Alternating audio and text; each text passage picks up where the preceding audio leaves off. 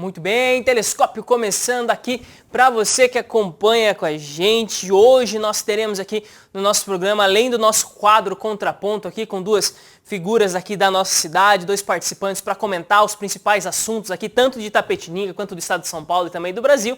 Nós teremos a entrevista com a prefeita, a senhora Simone Marqueto. Ela vai entrar aqui com a gente. Eu agradeço muito, né? Nós tivemos muitas perguntas, muitos comentários aí, o pessoal mandando pra gente, então não deixe de acompanhar, fique ligado aqui no Telescópio, porque ainda hoje, nessa edição, nós entramos com a prefeita Simone Marqueto para trazer mais informações a respeito de tudo aquilo que acontece em Itapetininga. Tá com alguma dúvida a respeito daquilo que tem sido desempenhado aqui na nossa cidade? Gostaria de fazer algum comentário a respeito de tudo isso? Então não deixe de entrar agora no nosso facebook.com/TV Itapê e mandar a sua pergunta. Um grande abraço para você que nos acompanha também através da net, e lembrando, né, que a partir de hoje passa a valer então a barreira sanitária aqui na nossa cidade. Tem uma nota aqui da Prefeitura de Itapetininga e as forças de segurança que estão montando uma barreira sanitária nas principais entradas da cidade para fiscalizar os veículos a partir de hoje, então, desta quinta-feira, dia 21. Então, logo mais nós vamos falar mais a respeito disso, vamos perguntar também, né, qual que é a grande ideia atrás de tudo isso, se isso permanece depois, como que está acontecendo esse atendimento, nós vamos perguntar tudo isso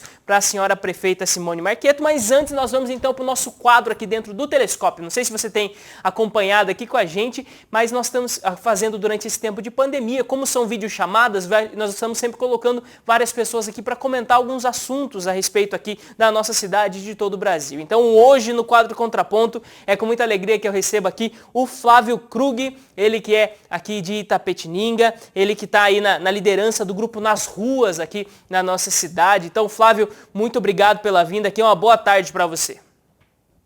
Boa tarde, Guto. Boa tarde a todos da TVI, ao professor que está aí conosco. Estamos à disposição para fazer o melhor pela nossa cidade e pelo Brasil, né? Muito bem, também recebemos aqui o professor Jovir Filho. Professor, muito obrigado pela disponibilidade de estar mais uma vez com a gente aqui no Contraponto. Eu que agradeço o convite novamente e fico feliz que dê certo para a gente debater mais um momento aqui na TVI. Muito bem, então já iniciando o nosso quadro Contraponto, lembrando que nós trazemos aqui no programa diversos assuntos, né? Uma mesma pergunta para ser debatida, comentada por dois participantes, às vezes com opiniões divergentes, sempre trazendo também aqui essa igualdade aqui dos tempos, né, para os dois. São 3 minutos para cada resposta, a resposta é respondida por um participante, após o outro, passamos para a próxima rodada e daí eu faço o contrário, né? O que respondeu primeiro responde depois, então para tentar fazer aqui de uma forma um pouquinho que fique bastante democrática, aqui, bastante aberta mesmo as opiniões aqui no Telescópio. E nós já iniciando então na primeira pergunta, eu gostaria primeiro de iniciar aqui o nosso contraponto, levando vocês, eu acredito que trazendo primeiro um acordo entre vocês, né? Acredito que seja algo que todos estão pensando nesse momento, é que é necessário nesse momento nós pensarmos em proteger, e é cargo dos governos, né, seja estadual, federal, municipal, proteger a população do vírus e também proteger a população da fome, né? Mas para você, vamos iniciar aqui com o professor Jovir. Professor Jovir, para você, qual você acredita que é o melhor caminho para esse fim? Proteger as pessoas do vírus e proteger as pessoas da fome. Por favor, pode começar, professor Jovir. Pois bem, a questão, acho que essa discussão tem, recentemente o Contardo Caligares, que é psicólogo, psicanalista, escreveu um texto sobre uma colocação do Lacan sobre o falso dilema da bolsa ou a vida. É a coisa do assaltante que chega, a bolsa ou a vida. Esse é um falso dilema pelo seguinte, se a pessoa escolhe ficar com a bolsa e correr o risco de ser assassinada pelo assaltante, pelo bandido, ela também vai ficar sem a bolsa e sem a vida, né? Então, o que a gente, nesse momento, a gente precisa pensar é qual a melhor forma de defendermos a vida, e defender a vida é pensar, como você colocou, Guto, se nos preocuparmos com a fome, com as necessidades básicas, né? Ainda ontem eu conversando com uma pessoa e ela dizendo que ela fez uso dessa ajuda do governo de R$600, ela trabalha com restaurante, né? Ela não são todos os dias que ela está conseguindo trabalhar, e ela dizendo que, na verdade, no entendimento dela, não precisava ser esses R$600, porque se pegar o dinheiro, você pode gastar de forma indevida. Então a gente acaba não protegendo a questão da fome, né, e as necessidades básicas de saúde. Só que isso é muito relativo e nós temos questões morais para a gente resolver em termos de conduta humana que são complicadas, né? Conheço muita gente que se valeu da ajuda e não precisa necessariamente da ajuda. Então você, ao mesmo tempo, a gente precisa reconhecer que existe um mercado de trabalho que precisa ser pensado e não é qualquer coisa. Por que começo falando desse falso dilema? Porque quando eu não imaginava que ia ter tanta força essa pandemia, só comecei a ficar preocupado quando vi grandes empresas, grandes empresários paralisando tudo, né? Paralisando o seu ganho. Por quê? Porque eles entenderam que era melhor, né, isso mundo afora, paralisar por um tempo total para não ter sequelas muito piores de longo prazo. E eu acredito que nós, nesse momento, em termos de Brasil, nós não estamos conseguindo concatenar, nós não estamos conseguindo adequar as necessidades e ter um plano conjunto e coletivo, independente de política, independente de partido, mas a gente conseguir todo mundo priorizar a vida, a necessidade humana básica, que é estar vivo e com saúde. Então, na verdade, eu penso como sendo também um falso dilema. A gente tem que proteger a vida e pensar junto como vai proteger o mercado e o comércio depois. Muito bem, passando agora aqui para o Flávio, né? Flávio, então, diante dessa crítica, é uma concordância geral, né? Que nós devemos proteger a população do vírus e também a população da fome. Mas para você, quais são os próximos passos aí para que isso se torne mesmo uma realidade, para que a população brasileira ela consiga sair de tudo isso, vamos dizer assim, da melhor forma possível? Guto, é sempre bom nós termos a ponderação, o equilíbrio. Tudo vai bem com equilíbrio. Concordo 100% com o professor, porém, assim, a fome, hoje, nós que temos ido até a periferia, as áreas periféricas, fazer distribuição de alimentos e entender as necessidades deles, nós estamos vendo que, além da fome, nós estamos com um problema sério de psicológico dessas pessoas, né? É um problema psicossocial que está se tornando aí. Então, o que acontece?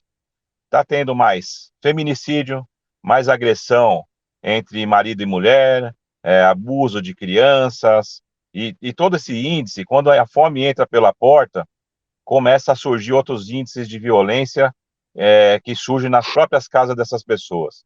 Então, seria muito fácil a gente somente ficar em casa, porque nós temos condição de se manter por um certo tempo, porque ninguém consegue se manter por um período absurdamente grande. Os empresários estão querendo trabalhar e ninguém está pedindo, quero trabalhar porque eu sou mais bonito, porque eu sou legal, eu preciso trabalhar. Não, estão precisando trabalhar porque tem contas para pagar, tem folha de pagamento, já está gerando um desemprego gigantesco. O nosso país ele já onera o empregador de forma injusta, uma carga de imposto gigantesca, fora o custo Brasil, que é o custo da burocracia para o empresariado, para o autônomo, para todos os segmentos aí que atuam por conta própria, né? Então, não consigo simplesmente somente pensar na vida. Os órgãos competentes, eles estão instruindo, a população está com responsabilidade, estão todos usando máscaras, o álcool gel. Não existe nada mais responsável hoje do que você quebrar toda uma classe de comerciantes, de empresários, decretando falência e tudo mais. E se você for pensar na parte de vigilância sanitária, hoje banco é o que está mais acumulando pessoas e está aberto, ninguém se preocupou com isso, entendeu? A prefeita está fazendo boas ações em frente aos bancos, distribuindo máscara, tudo, porque os próprios bancos, que é quem detém a grana, eles não estão fazendo nada, entendeu? E aí nós vemos aí algumas grandes redes funcionando, e elas acumulam todas aquelas funções que tem na Campos Sales, por exemplo. Lá vende calçado, vende bijuteria, vende celular, vende televisão, aí você pega uma lojas americanas que vende tudo isso e está funcionando. Então, para ser justo, ou funciona todo mundo com responsabilidade, com tudo certinho, como manda o figurino da vigilância sanitária, ou fecha todo mundo. E aí só vai ficar as farmácias e supermercado. Ah, mas as Americanas têm o KNAI de supermercado? Tem Temos sim. aqui, Assim como a final do Van tempo, também Flávio. tem. Final do Acabou? tempo, Flávio. A próxima pergunta já inicia com você, se você quiser utilizar do Tá, tempo dela para complementar, tudo bem? tá. Mas passando aqui, agora nós temos, nesses últimos dias nós tivemos, vamos dizer assim, uma chuva aí de mensagens, de memes, de compartilhamentos aí de duas frases, acredito que de dois, vamos dizer assim, de um ex-presidente, de um atual presidente do Brasil, que aparentemente ali elas trazem, vamos dizer assim, um conteúdo muito difícil, né, de ser levado, uma brincadeira no meio de uma pandemia, frases muito ruins. Então eu cito aqui as duas frases, né, a primeira do presidente Bolsonaro, onde ele falou, né, quem é de direita toma cloroquina, quem é de esquerda toma tubaína, ou seja, fez esse tipo de brincadeira que muitos acreditam não ser um momento para isso. E também nós tivemos a entrevista, né, do ex-presidente Lula à Carta Capital, onde ele diz, né, ainda bem que a natureza, contra a vontade da humanidade, criou esse monstro chamado coronavírus. A seu ver, Flávio, das duas colocações aqui, qual delas foi a mais infeliz e que você acha que isso pode surtir aí, vamos dizer assim, na opinião pública? Por favor, Flávio. Só para concluir das Americanas, eu já falo sobre esse assunto. Então, eu acho que deveria ter uma fiscalização em cima das Americanas, por exemplo, que vendesse só alimentício, já que o KNAI dela pode vender alimentício, e é esse um item essencial básico, que tenham uma fiscalização para eles venderem somente itens alimentícios, pois eles estão vendendo de tudo, tirando a vez dos nossos comerciantes, que não podem vender simplesmente nada, e aí eles estão se sobressaindo perante a sociedade e lógico que não vão mandar ninguém embora, não vão quebrar, porque eles estão em plena atividade, né? Respondendo agora sobre as frases, é claro que a de maior mau gosto é aquela que está torcendo pelo vírus, e quando todos nós estamos querendo combatê-lo, né? Comemorar a chegada de uma pandemia dessa proporção nunca é bom. O Bolsonaro pode até ter sido infeliz na frase dele, mas ele está indicando um remédio que já se demonstrou ter resultados. Então, pode ter sido infeliz fazendo a comparação com a tubaína e tal, e na verdade não é questão de direita ou de esquerda. A questão é que todo mundo precisa preservar vidas. E quando você pega um medicamento que o Davi Uípe usou para poder se curar, que o Calil usou para poder se curar, e aí fala que o Estado de São Paulo não pode utilizar, eles estão com muita má fé perante a população, porque eles puderam usar e se curaram. Agora o público não pode, o povo não pode usar. Então já não se trata mais de esquerda e de direita, e aliás, eu até quero deixar claro isso aqui, é um momento de união entre todos os lados. Nós não temos que pensar em centrão, esquerda e direita. Agora é momento de darmos as mãos para reconstruir o nosso Brasil, porque ele está sendo altamente afetado com vidas e com desempregos e com falências. Então é hora de todos darmos as mãos e pensar em se levantar. Tá? Essa situação de ficar falando, mas ele fez isso, mas ele falou errado, mas ele foi de mau gosto, isso aí não vai agregar. O que vale para nós é que em 1 ano e meio de governo não teve nenhuma denúncia de corrupção, e isso nunca aconteceu nos governos anteriores, então nós temos que ponderar isso também, mas é momento agora de pensarmos no todo, em todos, e se ficar nessa briga de esquerda com direita, não vai dar certo. Porque eu sempre tive o princípio de vida da seguinte forma: quem não ajuda, não atrapalha. Eu posso até não ajudar, viu, Guto? Mas atrapalhar eu não vou. Entendeu? Então fica muito complicado a gente agora ficar se afastando por militâncias ou por lado e esquecendo que os empresários precisam se estabelecerem, se restabelecerem, tentar se levantar, porque nunca mais vai ser a mesma coisa. E pensar também nessa pandemia e acreditar um pouquinho mais também na ação da prefeitura e de todos que estão zelando por nós na área da saúde. Muito bem, passando agora aqui para o Jovir. Jovir, então, só antes de passar para você aqui essa resposta, né, lembrando a todo o pessoal que logo após o Contraponto, nós teremos aqui a entrevista com a senhora prefeita Simone Marqueto aqui no Telescópio hoje, comentando a respeito de todas as medidas que estão sendo tomadas aqui na cidade. Agradeço a todos que estão mandando já o seu recado aqui, muitas perguntas também a serem direcionadas aqui para a senhora prefeita. Algumas nós estamos selecionando aqui para poder fazer mesmo e poder trazer para a população de Itapetininga mesmo todas as visões aqui aqui, né, os rumos que estão sendo tomados aqui pela nossa chefe do executivo. Passando para o Jovir. Jovir, por favor, dessas duas, vamos dizer assim, frases aí que estamparam as notícias e tudo, né, essas infelizes frases nesse momento tudo, quais você acredita que foram mais infelizes, que podem, de certa forma, mesmo mostrar um olhar errado a respeito desse combate do coronavírus? Eu acredito que escolher o que é pior não faz sentido, porque são, como você disse, você começa dizendo, são frases infelizes. Eu acho que é uma infelicidade você fazer brincadeira quando se trata de morte, né? Ainda mais da quinta-feira passada, em que eu pude participar do programa, para hoje, o mundo teve um aumento de 10% nas mortes. O Brasil teve um aumento de 40% nas mortes, tá? Não é invencionismo, são dados e ainda muito podendo ser. Mas estão colocando tudo por Covid, mas tem muita coisa que não é que é e não está sendo posta. Então, só que a questão da ciência, devo pensar nas frases, uma coisa, a grande infelicidade do Lula, eu acho que tem algumas colocações que não precisariam ser feitas. A grande infelicidade dele foi dizer que ainda bem, tá? Isso aí foi uma colocação agora, que a pandemia, tá? Tem um documentário que foi lançado na Netflix no final do ano passado, que já apontava, uma pandemia vai estourar a qualquer momento, tá? Isto independe mesmo de governo, de política. Poderíamos ter tido a infelicidade de ter estourado o arenavírus, que foi uma contaminação, uma morte de uma pessoa de Sorocaba, com 53 anos. E esse arenavírus, ele gera o que foi nomeado no mundo como febre hemorrágica brasileira. Imaginemos que esse vírus tivesse tido uma transformação e fosse tão perigoso enquanto contágio e morbidade, quanto o corona. Nós estaríamos pensando que o Brasil era o começo de um grande problema mundial. Nesse cenário, o que nós precisamos é de pessoas que tenham noção do lugar que ocupam, que tem que saber o que coloca, tem que saber o que fala. Uma presidência não é lugar para brincadeira, mesmo no caráter de ex-presidente, não é a frase repercute, são duas repercussões.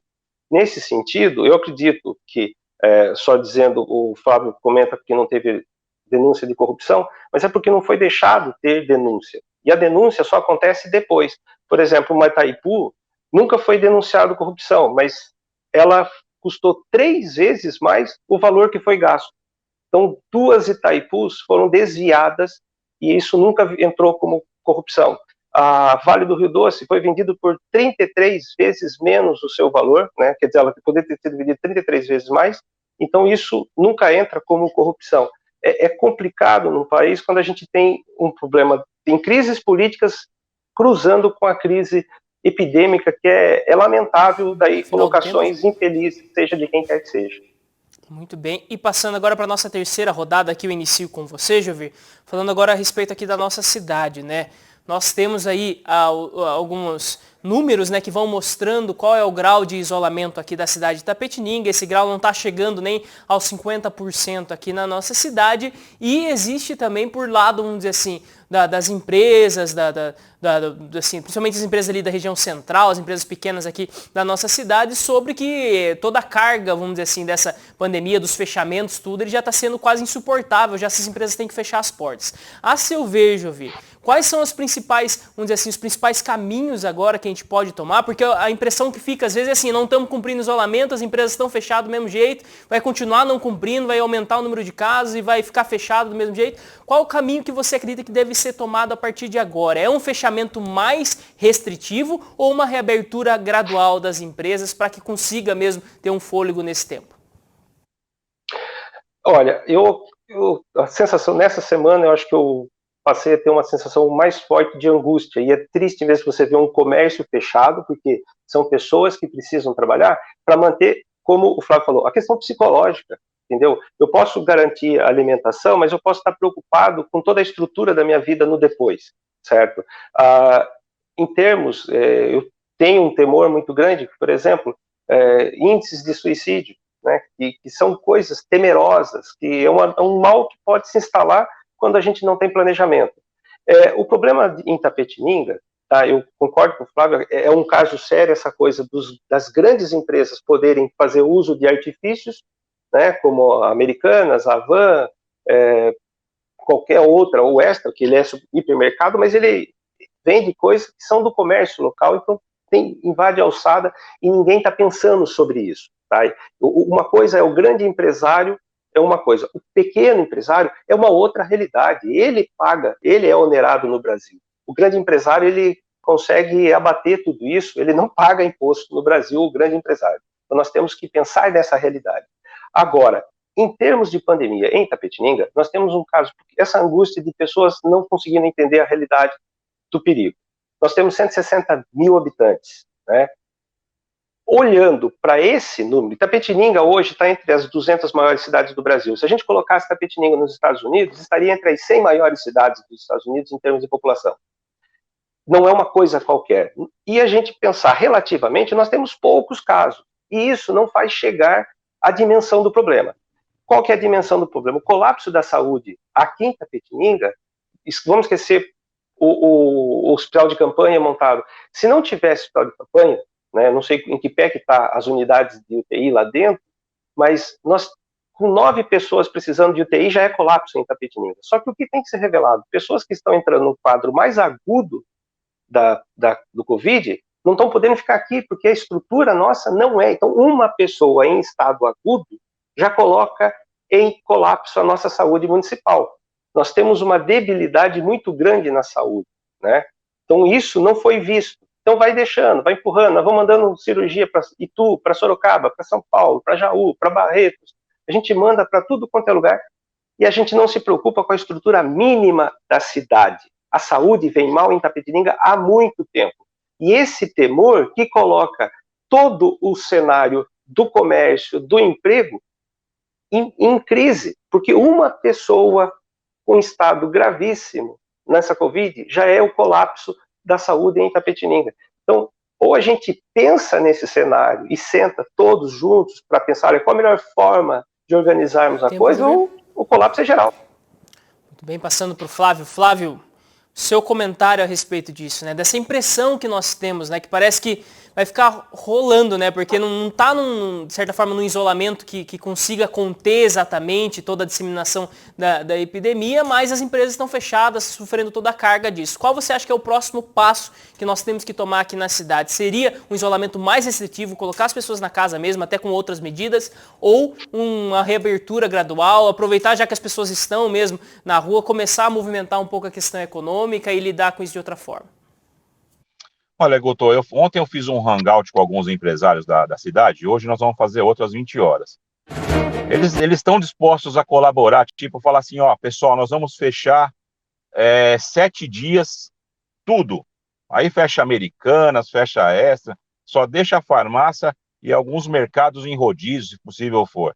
Eles estão dispostos. Mas o que não dá para ficar mais é nessa incógnita de pico. O pico era em março, agora virou começo de abril, foi para final de abril, agora é maio, e os caras não podem trabalhar, as dívidas estão vencendo, porque os bancos estão em plena atividade, então os boletos, se você decreta uma parada, ele vai vencer no próximo dia útil. Mas não, as contas estão chegando, os empresários não estão tendo condição de pagar essas contas, de pagar as despesas fixas.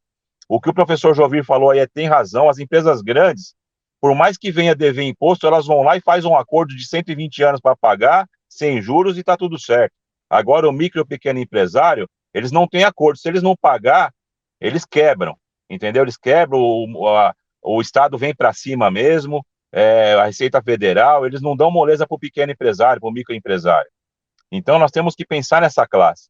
Eles estão dispostos a colaborar, nós estamos dispostos a colaborar, mas dentro de uma realidade. Nós precisamos de transparência em todos os sentidos, de números, quem realmente está contaminado, por quanto tempo vai ser esse pico, o que os especialistas nos dizem, porque uns falam que pode tomar cloroquina, que deve tomar, nós sabemos que o Davi Uip tomou, outros médicos estão tomando, aí de repente vem outros especialistas, eu não sei se é por militância diferente ou por política, fala que não pode e causa uma confusão na cabeça da população, que já vem somar junto com a fome, com o pânico que é causado pela Rede Globo e todas as outras emissoras que não dão boas notícias, não dão o número de curados, não dão luz no fim do túnel para essas pessoas. Então aí nós ficamos nessa incógnita. O que fazer? Por onde partir? Então é por isso que nós contamos com o bom senso da nossa prefeita. Eu acho que ela está agindo corretamente com relação à prevenção para o vírus, mas o que o professor Jovir falou é totalmente certo. Parece que deixa tudo para a última hora. Isso vem do âmbito federal para o estadual para o municipal. Então, aí que acontece? Agora é tudo em emergência, sem licitação, em todos os âmbitos dos governos, né?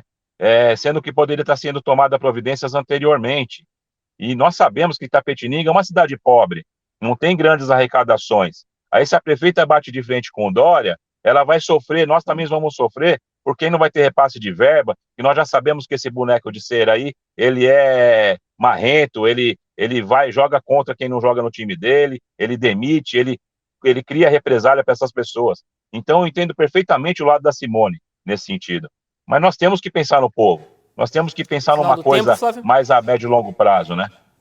Muito bem. E passando agora aqui para a nossa próxima pergunta a respeito dessa barreira sanitária. Então nós temos a partir de hoje aqui em Itapetininga, a partir dessa quinta-feira, dia 21, então implementado pela Prefeitura de Itapetininga e as forças de segurança aqui da cidade, estão montando uma barreira sanitária nas principais entradas aqui de Itapetininga para fiscalizar os veículos. Diz aqui a nota da Prefeitura que todos os ocupantes dos carros com placa de outros municípios terão que passar por uma aferição de temperatura, além de responder algumas perguntas sobre o estado clínico. Caso algum esteja com algum sintoma de Covid-19, ele vai ser identificado e os ocupantes serão encaminhados para o hospital de campanha aqui de Itapetininga. A seu ver, Flávio, a respeito disso, como você avalia essa medida a ser tomada agora aqui na nossa cidade, dessa barreira então sanitária aqui em Itapetininga? Então, após os atos irresponsáveis do Bruno Covas lá na capital paulista e do João Dória de fazerem rodízios, bloqueio de ruas, fazer a população se acumular em transportes públicos, o metrô ficou impraticável, os ônibus ficaram impraticáveis na capital, eu acho que está mais do que certa essa barreira, porque é o seguinte, todo mundo, quando tem feriado prolongado em São Paulo, viaja para onde? Para o interior ou litoral, né? Então a tendência é que essas pessoas peguem o seu carrinho e venham visitar os familiares em Itapetininga, ou venham para suas chácaras, seus sítios e tudo mais. E após esse acúmulo de pessoas em transporte coletivo na cidade de São Paulo, inclusive pessoas que têm carro, mas que foram obrigados a se sujeitar a essa condição, eles vão vir para cá e muito provavelmente vão estar contaminados, entendeu? Infelizmente, essa barreira sanitária ela é limitada na aferição de temperatura, mas vai ter pessoas que vão entrar e que não estão com sintomas ainda, entendeu? Mas é completamente perfeita a atitude da prefeita, a velocidade com que ela fez isso acontecer. Mais uma vez eu dou parabéns, a gente elogia sempre que tem que ser elogiado, dá sugestões. Quando eu critico, Guto, alguma coisa, é sempre a nível construtivo, não a fim de debilitar nem desidratar uma governança, entendeu? Nós estamos aqui pelo povo, para o povo, e temos que dar as mãos nesse sentido.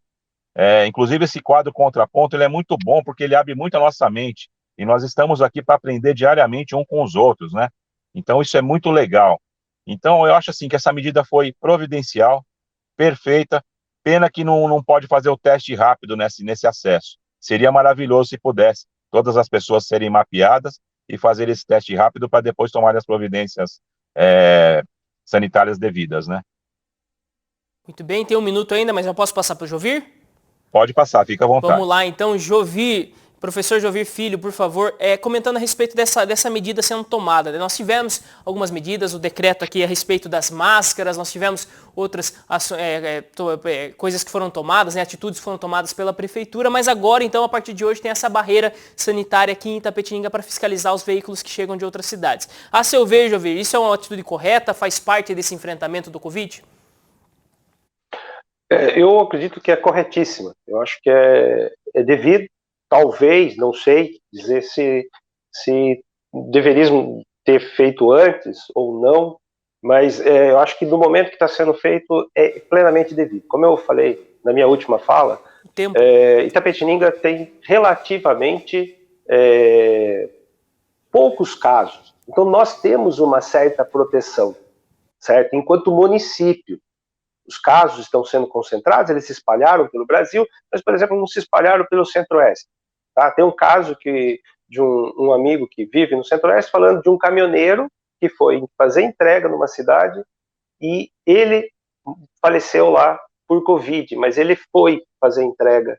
Então, tirando esses trânsitos que a barreira sanitária tenta minimizar, eu acho que nós temos uma distribuição meio normal em termos de onde que está concentrado o grande contágio, onde tem muita viagem, muito acesso, pessoas, São Paulo, quem trouxe para São Paulo foi quem estava viajando, quem trouxe para Manaus é quem estava viajando, então onde tem picos, Rio de Janeiro, são casos específicos. Então, essa barreira é para evitar mesmo a coisa vinda de fora, mas como o Flávio falou, pode barrar o que está evidente já pela febre, mas se for assintomático, a coisa o Flávio mencionou umas 2 vezes a questão da cloroquina, perdão, bati aqui, a questão da cloroquina, ela sendo positiva, o protocolo que foi lançado joga totalmente, por exemplo, ontem vendo sobre o protocolo, joga toda a responsabilidade no paciente, por quê? Os efeitos colaterais são grandes, né? Os médicos não se sentem à vontade,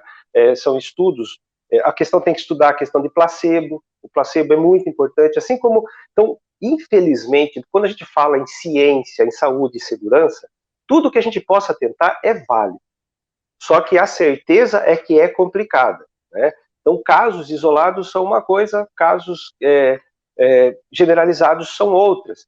Como, por exemplo, a AIDS foi um problema por muito tempo, até encontrarem, por exemplo, pessoas que são imunes à vida, elas já nascem imunes à AIDS.